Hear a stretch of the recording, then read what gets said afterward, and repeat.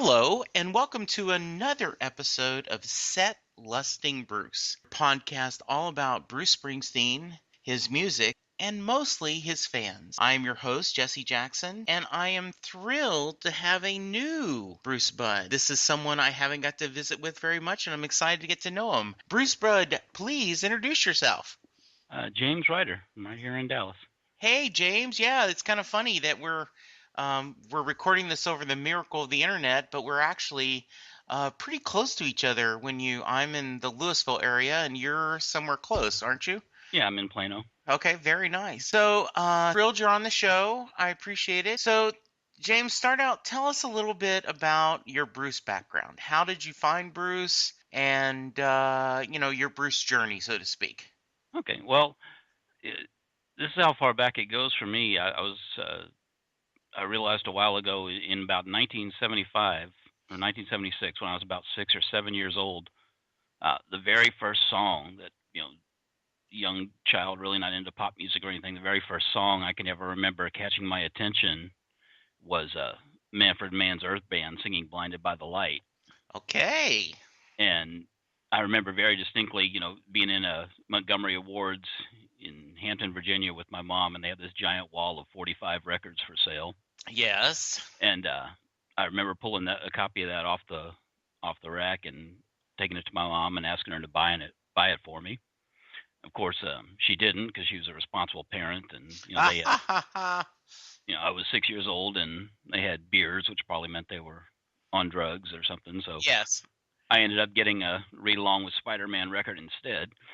But Mhm. it wasn't until, just a weird coincidence, years and years later, I realized that, this artist whose music had become such a huge part of my life also happened to write the very first song that I remember.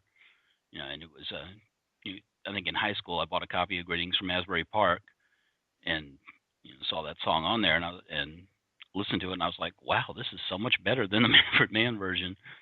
Uh, You know, in a weird, not Bruce related, but music related, I had graduated high school back in '77, so I'm a uh-huh, little bit older than you. yeah, And I was at the Montgomery Wards in Lake Charles, Louisiana, at the Preon Lake Mall, and I was looking for something new, and I ran into Endless Summer by the Beach Boys on 8-track tape. uh-huh, And I picked that up, and that became my other obsession, musical obsession, is Brian Wilson and the Beach Boys. So I still have that 8-track. It doesn't play, but it's in a box somewhere, just because that was the first thing I bought. So who knew Montgomery Wards making Bruce, making music fans everywhere. yeah. So that's awesome. So you have almost grown up with Bruce Springsteen.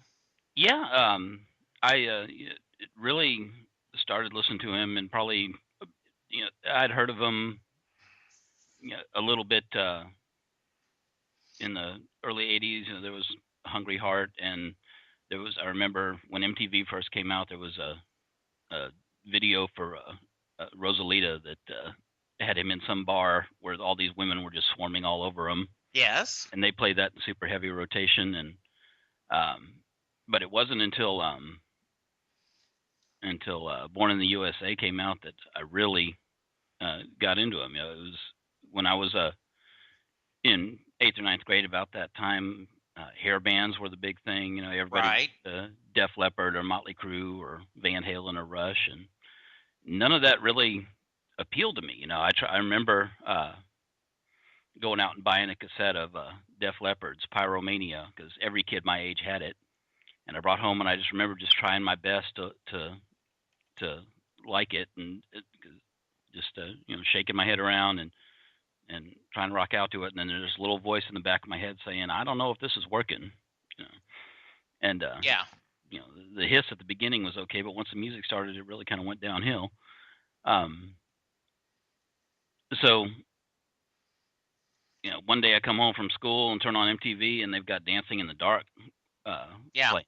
It just came out, and that was a song that really resonated with me. The lyrics there, I ain't nothing but tired, just tired and bored with myself. Sure. Check my look in the mirror, want to change my clothes, my hair, my face. um, really with awkward pimply faced teen that I was, that really resonated with me.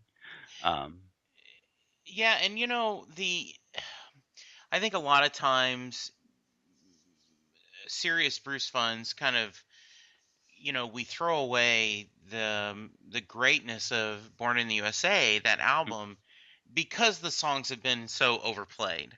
yeah, Um, and but there is some wonderful songs on there, and some really great truths of I agree. I mean, Dancing in the Dark, we've all felt that way. yeah, Where it's interesting because he later um talks about that, um feeling sorry for a man who's not comfortable in his own skin, and I'm getting the uh-huh, lyrics wrong, but but I think we've all felt there where I just want to change everything about myself, especially as a teenager. sure. There's so much undoing. So you really got into him then. um did When did you get to see him live for the first time? Well, didn't get to see him live until the Rising tour in 2002. I And grew up in El Paso, and yes.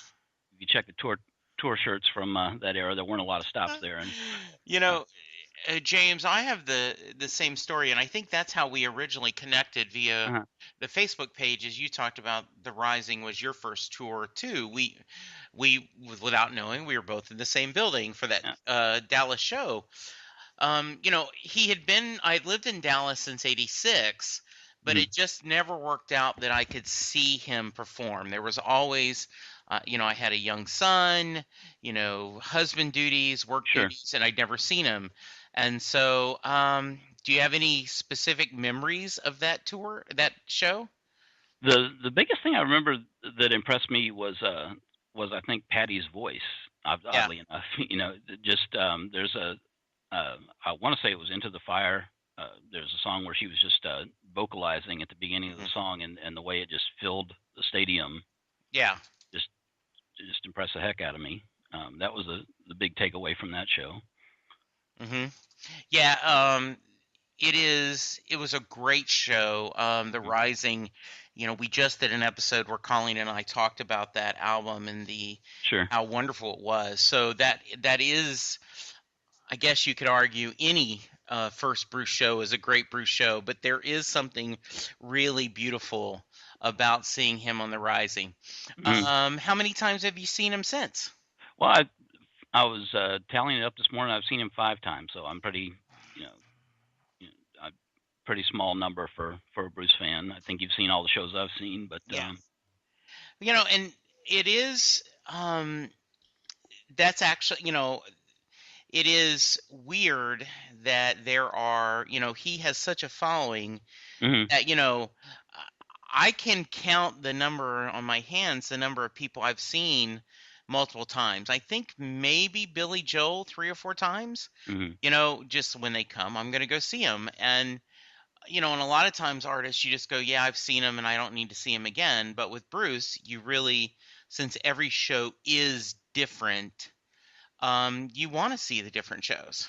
Well, yeah. Sometime I think sometime after the Magic show, I really decided I wanted to see him as much as possible while he was Yeah. while he was still performing. And I remember there was a lot of talk of um, being from Dallas during the working on a Dream tour. There was a lot of checking the thing every day to see if he's going to come to Dallas, and there was you know a lot of rumors about that in the fall that there was going to be a tour that would hit like Oklahoma City, Dallas, Austin, and Houston. And I was like, if that happens, then I want to do like a Grateful Dead thing and just follow him around for a couple weeks. But he ended up not coming to. I don't think he came to any of those places. Yeah, my friend, what first led me to this is my friend Sam is a huge Bob Dylan fan. And Hmm. a few years ago, Bob Dylan did 3 nights at the here in Dallas at the Blues Club. downtown, and I'm Mhm. drawing a blank on it, and House of Blues, Yeah. and he went to all three shows. And and then you hear a lot about, Jersey and Philly, um, and Madison Square Gardens in New York, where, Bruce would do three or four shows in a row. And I mentioned to my wife, I would love to do that sometime. Mhm. And she was supportive and said, okay, I've told the story before. Would you give up going to Dragon Con? Which is Uh-huh. my favorite science fiction convention. And I'm like, yes, I would give up going to see Dragon Con to see Bruce multiple times.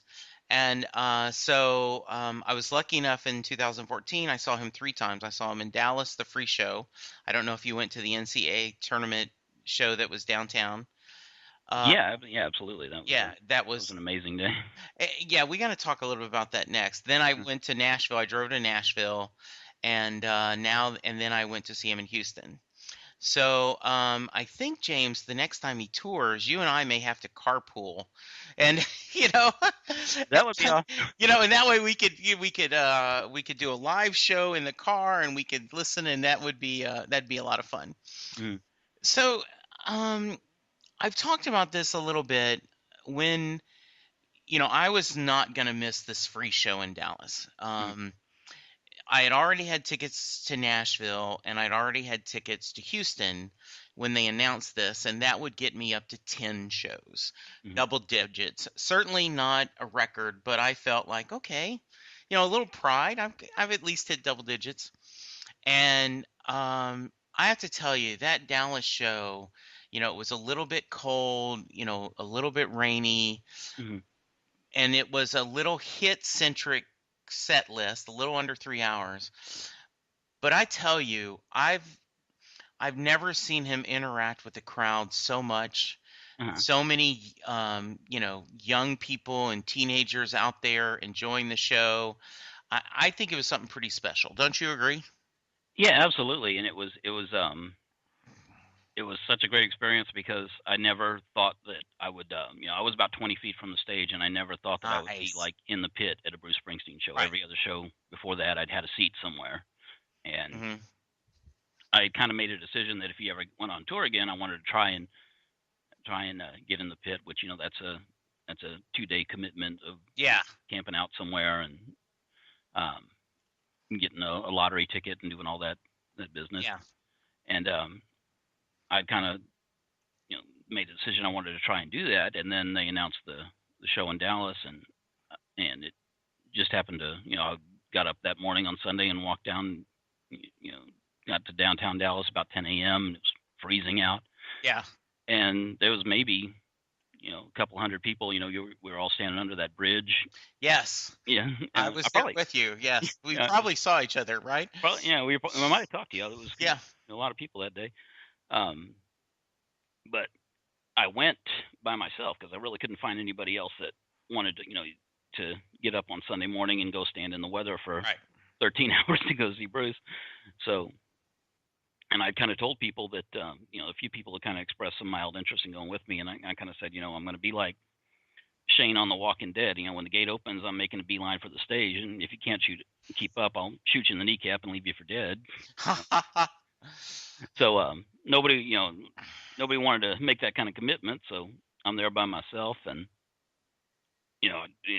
rushed up to the stage, and like I said, I got about 20 feet away. But once I did that, I realized that okay, I'm here by myself. I can't really move. Yeah. so, um, so from about 9 a.m. when I got in line until he took the stage around 7, until it ended about 10, 13 and a half hours, standing in one spot, you know, not I tending to any bodily needs. I didn't want to drink anything. I didn't want to go to the bathroom. Didn't eat Yeah. anything. Um, Oh, that's commitment. yeah. So I got there pretty early too.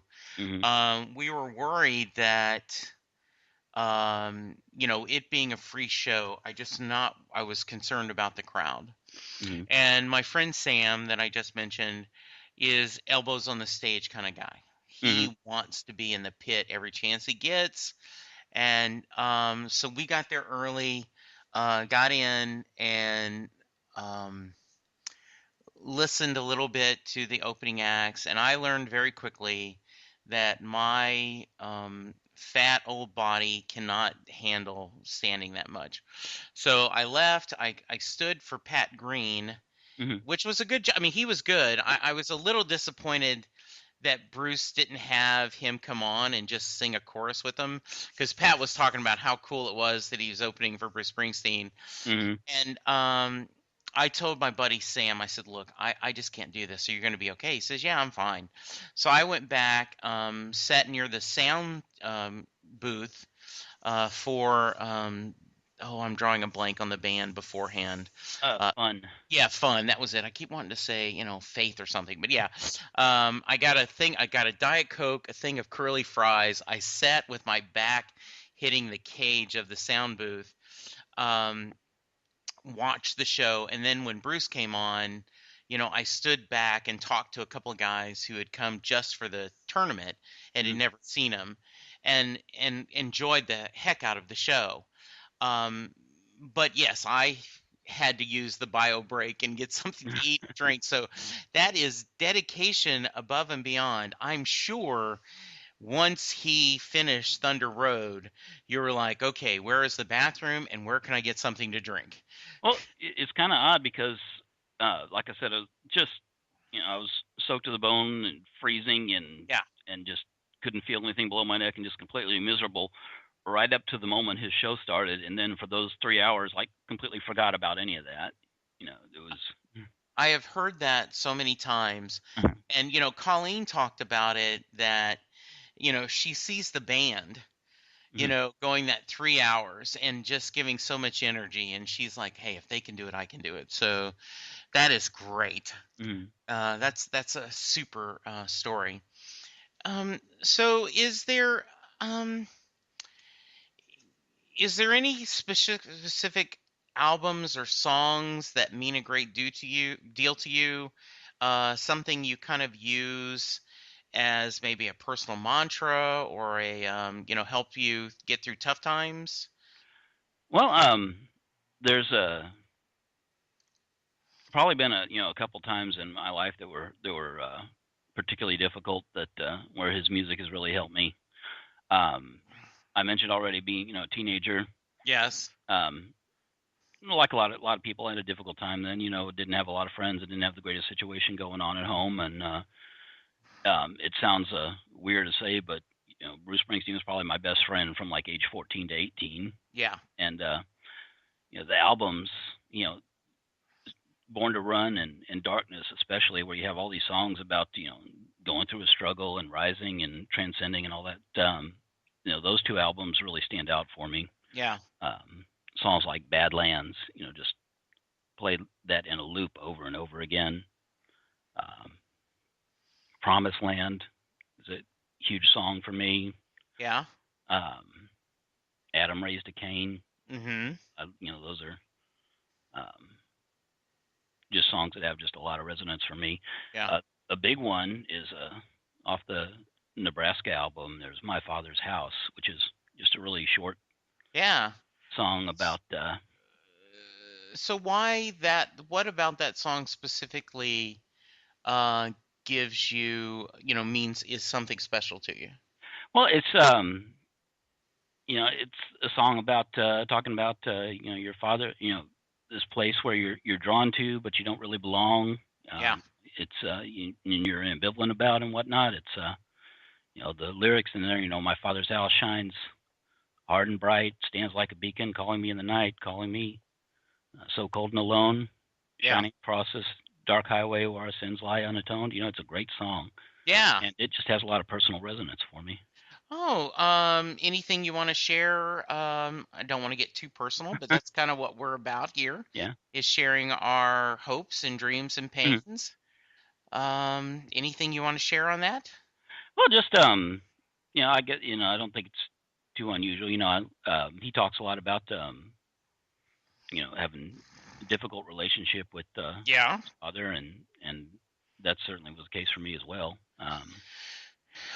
So like many teenagers, parents and you not getting along, so um that can be difficult, and that kind of helped you through that? Yeah, absolutely. Uh-huh. Um, so is your father still alive? No, he passed away I think in 1998. Yeah. Ah, okay. So, I'll tell you a story that's not about my father died on September Mhm. 2011. The 10th anniversary of September 11th Oh, wow. is the day my dad passed. So 9/11 has a lot of different emotions for me, not only, the towers, but remembering my father dying. Mhm. And um, so there is some things about that, but um, earlier or late last year, I was listening to The Wish, Mhm. Oh, that's a and great song. yeah, Bruce talking about his mother, Mhm. and I got all choked up and started crying in the car. And I realized that I'm lucky enough that my mom is still alive. Sure. And so I picked up the phone and called her. And, my mom, she's in her 70s. She still lives by herself. She is a force of nature and, loves both kinds of music, country and Western. And so I was trying to explain to her, and she did not catch it at all. I mean, she was glad I called, and I call her once or twice a week, Mhm. but she did, and I just was trying to explain that this song, and I was crying, and I'm so happy I could call Mhm. you. And all she wanted to talk about is her latest visit to the doctor, Mhm. and what everything was going. Isn't that weird? Like, it always works out that way, that when Yeah, you're, like, in an emotional state and you wanna make some kinda connection, and they're yeah. like, and whoever you're trying to do it with is always like, "Okay." Yeah, now then, hey, let me talk to you about this. And you're like, no, no, no, I just you understand, that you're there, and because my dad was in the army, and so she spent a lot of her life as a single mom. Mhm. And because he was in Vietnam or he was stationed in Germany or Korea, and so she was both mom and dad to us. And so there was just that connection that I felt. That's very interesting. Um, so how about are you alone in your Bruce Springsteen fandom, or do you have your friends that like him too? What do your friends think of this? And I'll use this with love, your obsession about Bruce and his music. Well, you know, for a long time, I used to kinda evangelize for Bruce and try and, get people Sure. to listen to him and all that, and I've kinda given up on that because I realized that for a lot of people, being really into Bruce Springsteen is a lot like being a Scientologist or something that, Yes. if you're not part of it, you don't get it, you Right. know, and you don't really wanna hear about it, so, I think Yeah, for a lot of people, when you say Bruce Springsteen, they think of that guy in the Born in the USA video with the headband and the absolutely. giant afro and all that, and they can't get past that image. And Yeah, just recently somebody posted for the 40th anniversary of Born to Run that, I think it was a USA Today columnist, like, he's done nothing really, and he's overrated. And mhm, and I'm talking about, gosh, you know, High Hopes, even though there's several covers on that, I really like that album. As the mhm, final as an album he's done, his latest album, I think it's relevant. I think it's really good musically. And I think this last tour with the full band shows that he's hell of a live act, and I think he's still mhm. creatively Oh, making a absolutely. difference. Yeah. Yeah, You mentioned that um, article you read. I remember a while back reading some article from some music journalist where he was comparing them, oddly enough, to the Beach Boys, right. and uh, just completely missed the mark because he was talking about how the Beach Boys uh, kind of grew up in the same kind of environment that he did, but then they make all this lighthearted music, and Bruce's everything is really downbeat and whatnot. And I thought it was funny because he had just that was just a few years before put out Magic, which to me at least was heavily influenced by the Beach Boys. A song like Yeah. "Girls in Their Summer Clothes." Totally agree with you. I You know, think that is his version of a Brian Wilson song. yeah. And it's funny. Halfway through the article, the guy started kind of defending his thesis within the article, and I'm like, if you have to take a break to convince people you know what you're talking about, maybe you don't. you know. Yeah. Um, So back in 2012, in November of 2012, Lynn and I drove to Louisville, Kentucky to see him. uh-huh. And then the next week, we had tickets for the Beach Boys' 50th anniversary tour. So Brian Wilson, Bruce Johnston, Al Jardine had joined Mike Love and everyone together. Mm-hmm. And so within 10 days, I saw Bruce and I saw the Beach Boys. Wow. And I actually called Dave Marsh's show on E Street Radio to compare the two. And I said, it's amazing. And I will stress again, I love Brian Wilson and the Beach Boys. Mm-hmm. There is such joy in that music, but they're sitting there doing the same set every night. Yeah. They're going to do the same songs in the same order. The harmonies are amazing, but there is no spontaneity. There is no, I won't say no creativity, but it is just, I'm doing a show. It's kind of like a Broadway play. It's, this is it. We're going to do this show. And Bruce, you never know what you're going to get. And, there was a joke a few years ago that I think Little Steven said, we write the set list out, and then after the first song, we throw it away. And Mm-hmm. I think that's an exaggeration. I think that they know 50 to 60% of the songs they're going to do anytime that night, and during a show, and then they change up and play. And so I would argue um, that Bruce is continuing to push his art to try to do explore new themes and explore new emotions in his albums. And I believe Brian Wilson's latest solo album, No Peer Pressure, is amazing. And I think it's great that in his 70s he's shooting it. But Mm-hmm. I think Bruce is a totally different, um, on a different level. Well, Go ahead. it's really impressive that you know people complained about High Hopes that it had some covers and it had some Yeah. songs we've heard before and whatnot, but in this day and age, you know those there's no incentive for someone like Bruce to come out with a record. He's not making any money off it. He doesn't need it to Right. fill the stadiums and whatnot. So everything he does is like that is just a gift to himself and a gift to his fans. Yeah, and I And and I do think, he said in interviews that he knows that the road before him is shorter than the road behind him. mm, He knows just pure, you know, the way life is that, he has he may have 20, 30 years of life left in front of him, but at 65 he is on the last half of his life, or last third. mm, And so that's why he doesn't wait as long putting out albums, because he has something to say and he wants to put it.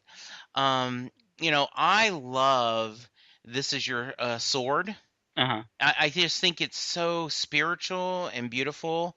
And Dream Baby Dream, Oh my gosh, that's such a great song. it is a great song. And they did that video at the end of the first half of the tour, right? And Uh-huh. I think it totally captured the joy and the magic of seeing him live. And so I agree. I mean, I think that um, if you've done Darkness on the Edge of Town, if you've done Born to Run, and you've done Born in the USA, those three alone, a lot of people like, okay, I'm done. I've got Hmm. a pretty good career. And I personally love Tunnel Love. Sure, absolutely. Yeah, that's great. But then, you're right. Magic, Working on a Dream, Devils and Dust. I mean, he continues to just, his muse keeps talking, he keeps putting it out there. So that's just something amazing. Yeah, it's weird to think right now he's probably somewhere with his notebook out scribbling lyrics, and that just amazes me at 65 that he's not putting his feet up and. Yeah. Yeah, I mean, and he is enjoying his life, and Mm, I think he was just recently watching his daughter, compete, and it's just, but I think that music drives him, mm, and we've talked about this before in the show. He loves performing. I mean, right? He got up on his brother-in-law's band at a wedding and started playing. uh-huh. It's just for fun, you know? Well, yeah, he's constantly popping up at this person's show or that person's show, or he can't go very long No. without it. Yeah, and speaking of, just a few months ago, Brian Wilson on his solo tour was in Jersey, and Bruce Mm, showed up to the show to watch him, and then they had a picture of him um, after before the show, and then he did a couple of songs, and you know, one of the things that in the South, as you well know, um, one of the worst insults you can give is he forgot where he came from. mm, And Bruce has never forgotten where he came from. He has always remembered his roots and where he came from and gives credit to, Jackson Brown, um, you know, Darlene Love. He just worked with that album with sure, Steven, Elvis, Little Richard, Brian Wilson, and, Sam and Dave, and so many others that, he loves music and he loves, you know, honoring his roots. So that's sure. very cool. Yeah. So, we've kind of talked a lot, James, but is there anything specifically that Bruce has kind of influenced you with or you've used as a mantra? For example, I'm currently in search of a new work home, Uh-huh. and I think of Better Days often because I think the story of that song is enjoy your life's journey. Mm, Don't rush to get to the next phase, as you're waiting for your ship to come in. Enjoy the here and now. So, how about you? Anything specific or? well, sure. Yeah, you talked. I listened to the episode you had about the Rising, and there's a lot of stuff on there. You know, going back to 2003, it was a um, kind of a difficult time for me, and well, for everybody, just Sure. in the country with when we're launching the invasion of Iraq, which was like this. Not to get real political or anything, was just a mistake that you're watching happen in slow motion. Nothing you can do about it, and um, that was. I remember, March of that year, when the tanks started rolling into Iraq, that was really upsetting to me.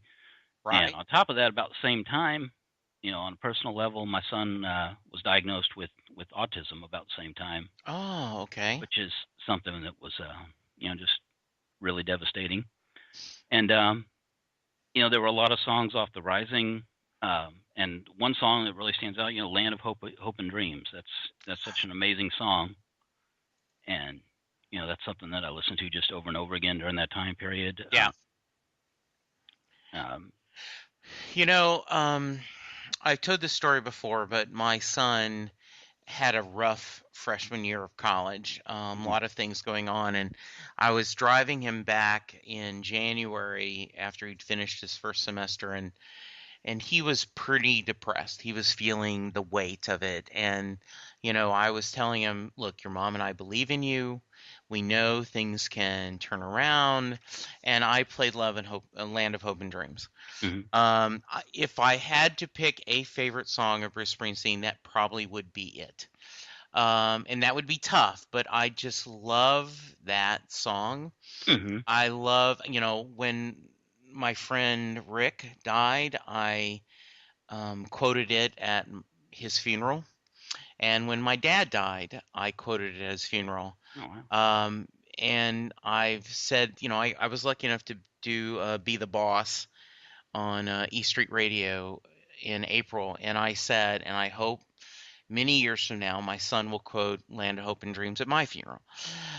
So I totally agree with you. That is just something really special about that song. Sure, absolutely. I know another song, you guys talked about a little bit just on the horizon, that Waiting on a Sunny Day, which, it seems like such an inconsequential song, kind of a bit of filler or whatnot, but Yeah, in that context of post 9/11 yeah, and everything that's going on in the country, that was a perfect song for that time period, and it's one that I listen to a lot. yeah, yeah. And I do. I have a great memory of. I was at my first Dragon Con, as we talked about, a few minutes ago. Uh, It's a huge convention, and it usually is, well, it's a hour and a half, 2 hour wait to get your ticket, to just your badge, to pick in your badge because it's so big.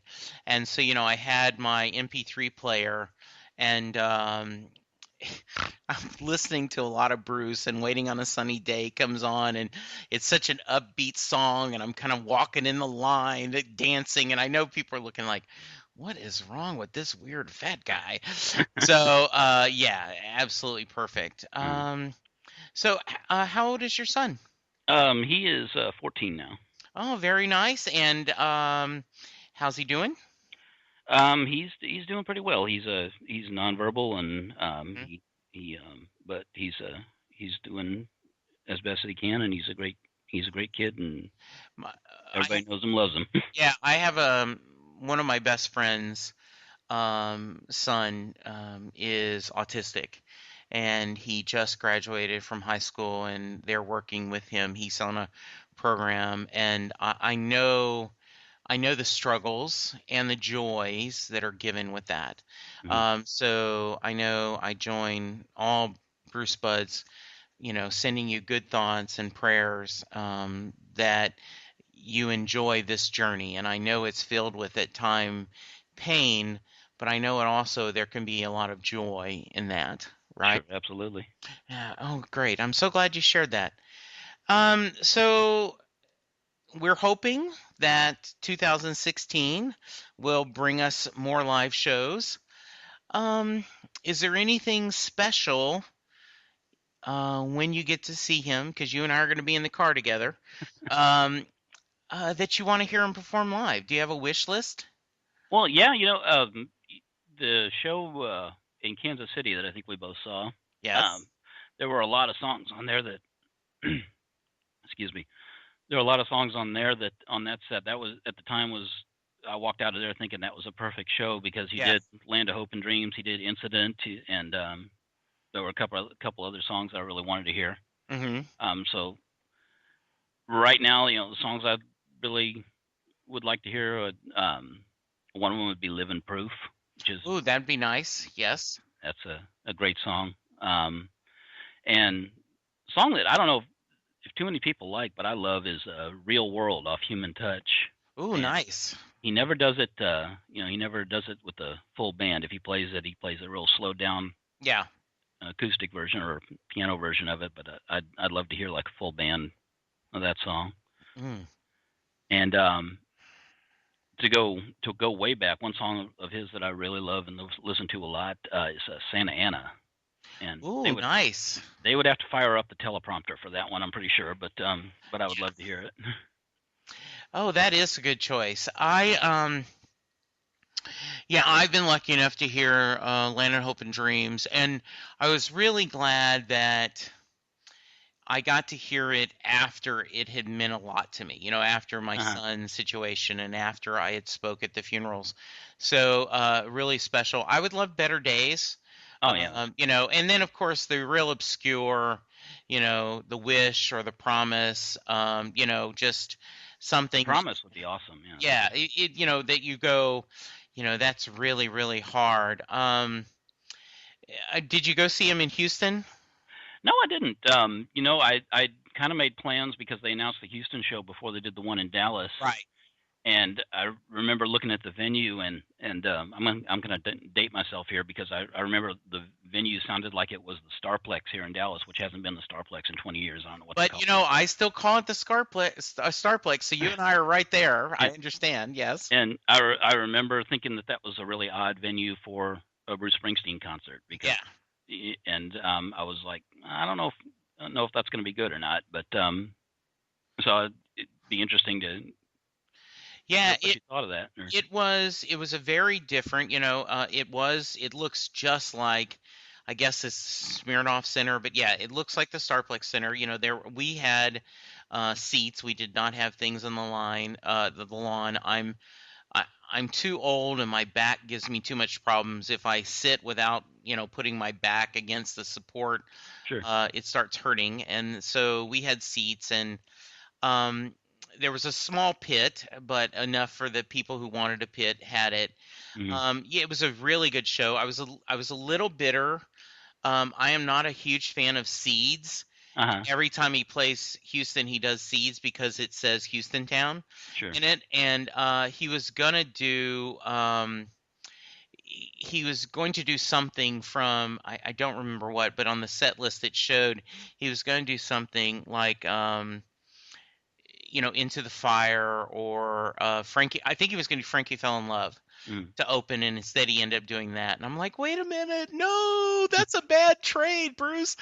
Um, but a couple highlights, and you can see this on YouTube. Um, the two brothers got on stage for No Surrender, Hmm. and they knew every word, and it was a sign request for them, and the Oh band wow. just loved them singing with him. That was great. And then someone recommended, or requested, One Step Up, and they said the band has not played this since right after the Tunnel of Love tour. Hmm. And so they did that, and Isn't that amazing that he has like a catalog of 200, yeah, 250 odd songs, and somebody can pop up a sign and they're like, okay, let's do this, and yes, immediately jump right into it. yeah, and so he was. It was just amazing to think about. And Patty sang background, and the band, you could tell they hadn't rehearsed, and Mm. it was really perfect. I mention this all the time, but it's true. I'm from Louisiana originally, and that's where I was born, and I spent a lot of my time growing up there. And the McNeese is my college I went to, and Jolie Blanc is the fight song for McNeese State University. Oh really? Yeah, so when he did that in Melbourne, and it was a sign request, it was just amazing that, how could they have not.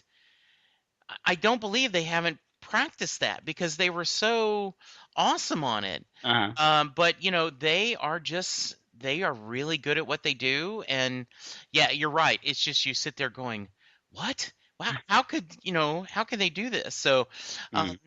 to answer your question, yes, it was a good venue, and I I had favorite one of my favorite stories is, and I've told this before, but it's worth repeating. The show's over. It was a little over 3 hours. It was a great show. Um, you know, I Want It All or Nothing at All. He did that, and Mm. just he did a fair amount of fun stuff. And then a lady's a little drunk, and she's like, "Is it over?" I go, "Yeah, the show's over." But he didn't do Born in the USA.